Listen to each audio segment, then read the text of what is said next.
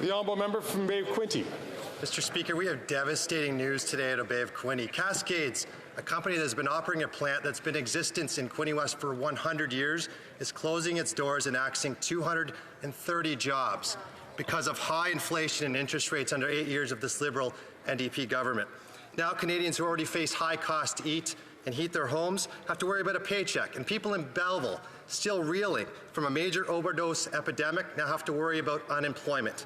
When will this government fix the budget, cut inflation, and cut interest rates so companies don't have to close and employees don't have to lose their jobs? The Honourable Deputy Prime Minister and Minister of Finance.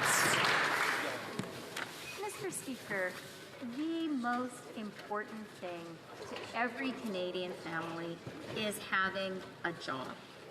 And every time someone is a disaster for that family. That's why we were so glad to see the strong job recovery across Canada, 1.1 million more jobs since before COVID.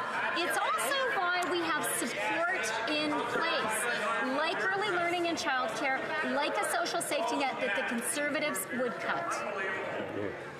Honourable member from Bay of Quinte.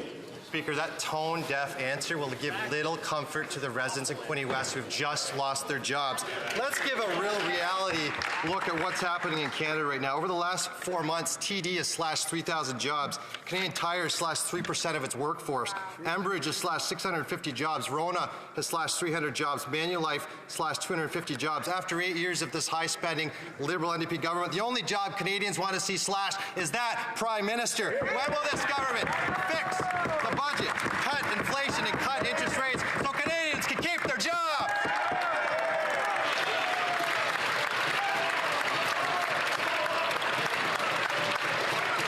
The Honourable Deputy Prime Minister and Minister of Finance. Mr. Speaker, we will take no lessons from the Conservatives when it comes to supporting the most vulnerable among us. Since we have formed government, 2.3 million Canadians are out of poverty.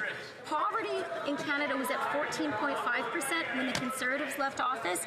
Today, it's down to 7.4%. We know there's a lot more work to do. That is why we are pointing out to Canadians that all the Conservatives want is to cut the programs the most vulnerable need the most. From